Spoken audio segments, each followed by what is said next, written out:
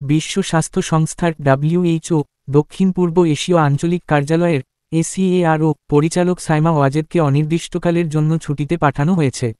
গতকাল শুক্রবার 11 জুলাই থেকে কার্যকর হয়েছে এই ছুটি। এর 4 মাস আগে দুর্নীতি, জালিয়াতি ও ক্ষমতার অপব্যবহারের অভিযোগে তার বিরুদ্ধে দুর্নীতি দমন কমিশন দুদক 2টি মামলা করে। WHOর এক সংক্ষিপ্ত অভ্যন্তরীণ ইমেইলে সংস্থাটির মহাপরিচালক তেদ্রোস আধানম গেব্রেয়াসুস এ তথ্য জানান। ইমেইলে WHOর প্রধান উল্লেখ করেন, সাইমা ওয়াজেদ ছুটিতে থাকবেন এবং তার জায়গায় সহকারী মহাপরিচালক ক্যাথারিনা বেম ভারপ্রাপ্ত কর্মকর্তা হিসেবে দায়িত্ব পালন করবেন। বেম আগামী মঙ্গলবার 15 জুলাই ভারতের নয়াদিল্লিতে ACARO কার্যালয়ে যোগ দেবেন বলেও জানান তিনি।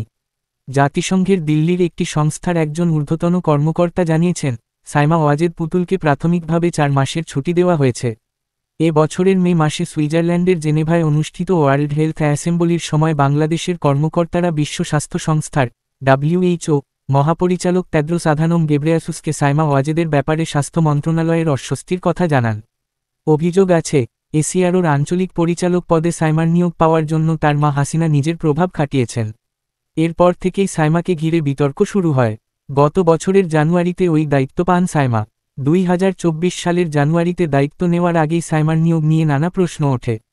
এর পরিপ্রেক্ষিতে দুদক চলতি বছরের জানুয়ারিতে তদন্ত শুরু করে। এ খবর হেলথ পলিসি ওয়াচ আগেই জানিয়েছিল।